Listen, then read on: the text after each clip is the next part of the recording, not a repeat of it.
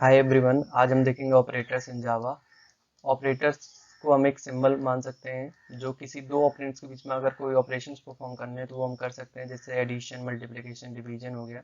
Total 8 types के operators होते हैं जावा में, और there are some examples of operators in Java. A plus B में ए हमारा ऑपरेंड है, प्लस हमारा ऑपरेटर है, एंड बी हमारा ऑपरेंड है। Types of operators in Java. तो जावा में 8 टाइप्स के ऑपरेटर्स होते हैं। एरिथमेटिक ऑपरेटर हो गया हमारा, यूनरी ऑपरेटर हो गया, असाइनमेंट ऑपरेटर हो गया, रिलेशनल ऑपरेटर हो गया, लॉजिकल ऑपरेटर हो गया, टर्नरी ऑपरेटर हो गया, बिटवाइज ऑपरेटर हो गया, एंड शिफ्ट ऑपरेटर। सो एक और ऑपरेटर होता है इंस्टांस ऑफ ऑपरेटर, जो कि हम देखेंगे आगे आने वाली वीडियो में। Arithmetic operators. एरिथमेटिक ऑपरेटर हम यूज करते हैं सिंपली हमको अगर एरिथमेटिक कैलकुलेशंस कुछ करनी हो किसी दो ऑपरेंड के बीच में, तो वो हम कर सकते हैं। जैसे एडिशन हो गया दो नंबर के बीच में, सो ऐसे हम परफॉर्म कर सकते हैं A10 B20 A plus B 30। तो similarly we can see for the subtraction and division and multiplication.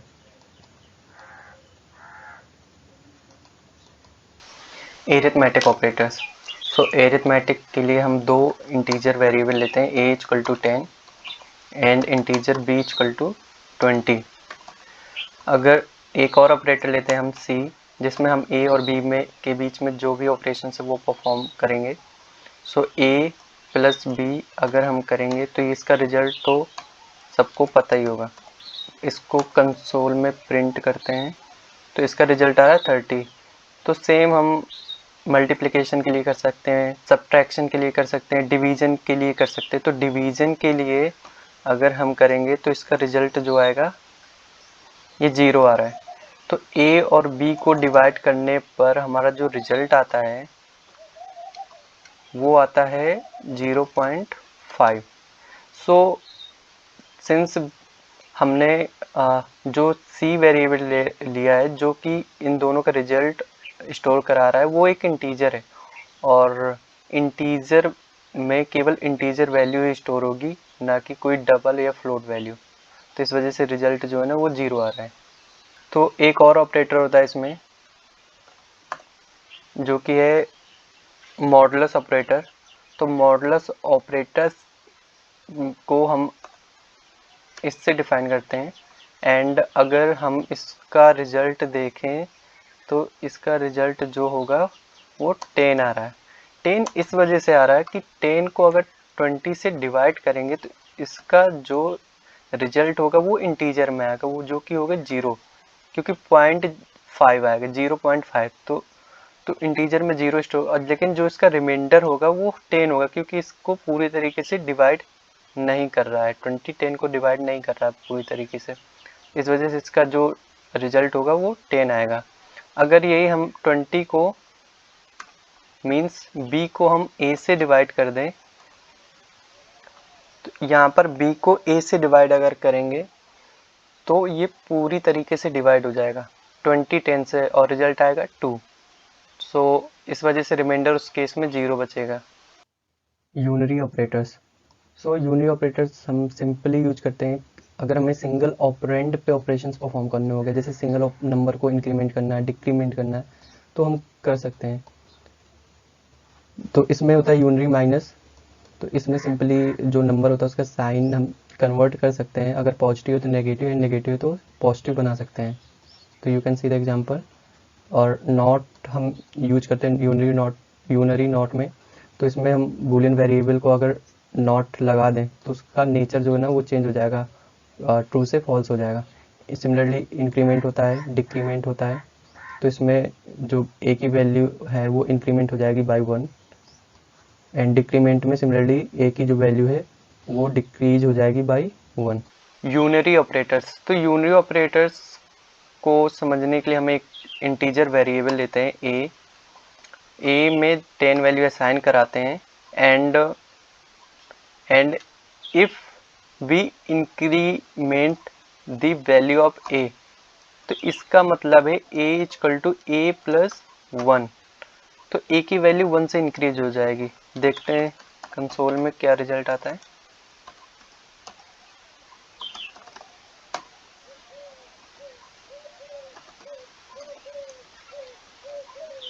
11, 10 की वैल्यू 1 से इंक्रीज हो गई तो 11 आ रही है। सेम एक होता है प्री इंक्रीमेंट, एक होता है पोस्ट इंक्रीमेंट, तो इसको हम पोस्ट इंक्रीमेंट बोलते हैं एंड इसको हम प्री इंक्रीमेंट बोलते हैं, प्री इंक्रीमेंट बोलते हैं, ठीक है। तो इसका मीनिंग डिफरेंट है ए प्लस प्लस और माइनस माइनस ए। इसका मीनिंग ये है कि फर्स्ट ए की वैल्यू जो है 1 से डिक्रीज होगी एंड देन असाइन होगी वेरिएबल ए को, और इसका जो मीनिंग है फर्स्ट ए की वैल्यू जो ना वेरिएबल में असाइन होगी देन इंक्रीज करेगी। लाइक हम देखते हैं, अब इसको कमेंट कर देते हैं, इंटीजर वेरिएबल सी लेते हैं, उसमें हम ए प्लस प्लस करते हैं, ठीक है। तो इसका मीनिंग है कि c is equal to A plus 1, और if we take integer variable,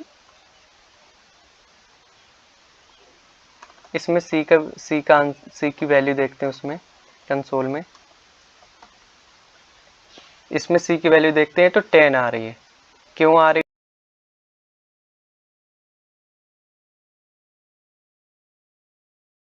क्योंकि ए वैल्यू c में असाइन हो जाएगी एंड देन इंक्रीमेंट होगी a प्लस 1 से। तो यहाँ पर अगर हम a की वैल्यू को प्रिंट करें, लेट्स सी, a की वैल्यू को प्रिंट करेंगे अगर, तो a की वैल्यू 11 आ रही है और c की वैल्यू 10 आ रही है। a की वैल्यू 11, c की वैल्यू 10 आ रही है। तो ऐसे ही सेम अगर हम तो इसे प्री डिक्रीमेंट करें अगर, तो देखते हैं रिजल्ट क्या आता है।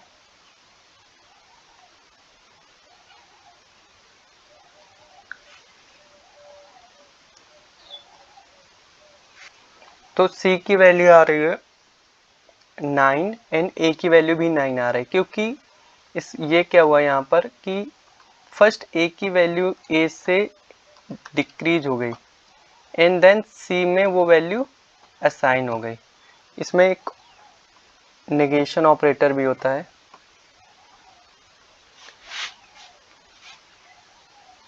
नॉट ऑपरेटर इसमें यूज करने के लिए हम लेते हैं एक वेरिएबल a, उसमें वैल्यू असाइन कराते हैं ट्रू। एक वेरिएबल लेते हैं हम b और उसमें वैल्यू, उसमें a का नेगेशन या नॉट रखते हैं एंड अगर हम इसको प्रिंट करेंगे तो फॉल्स आ रहा है क्योंकि a की वैल्यू ट्रू है। अगर हम a की वैल्यू फॉल्स कर देंगे तो b की वैल्यू ट्रू आएगी सेम। असाइनमेंट ऑपरेटर, तो असाइनमेंट ऑपरेटर हम यूज करते हैं किसी वेरिएबल को अगर कुछ वैल्यू असाइन करनी हो तो उसके लिए यूज करते हैं। एंड इक्वल जो है ये सिंपल असाइनमेंट ऑपरेटर है। इसका हम सिंटेक्स देखते हैं। ए जो है ना वो वेरिएबल है, इक्वल साइन यहाँ पर ऑपरेटर है and 10 is A right operand और वैल्यू है जो कि ए वेरिएबल में असाइन होगी। प्लस इक्वल साइन, ये असाइनमेंट ऑपरेटर कंपाउंड ऑपरेटर होते हैं जिस दो ऑपरेटर से मिलकर बने होते हैं, प्लस और इक्वल। तो इसको हम बोलते हैं, लिख सकते हैं a equal to A plus 10, तो a की वैल्यू हो जाएगी 20 क्योंकि a की वैल्यू हमने ली थी यहाँ पर 10। Similarly we can see for the minus equal operator, compound operator होते हैं सारे, तो सिमिलरली इसका भी होता है जैसे प्लस इक्वल का होता है एंड मल्टीप्लिकेशन के लिए भी देख सकते हैं। तो असाइनमेंट ऑपरेटर को यूज करने के लिए हम एक वेरिएबल लेते हैं a इक्वल टू 10, उसमें 10 वैल्यू असाइन करा दी, तो a equal to 10 is a simple assignment. तो हम कंपाउंड असाइनमेंट देखते हैं, a प्लस इक्वल 10 11, ठीक है। तो एक यहाँ पर इसका मीनिंग है a equal to a plus 11, a plus 11, तो a प्लस 11, तो a की वैल्यू कितनी हो जाएगी 21। Let's see the output in console.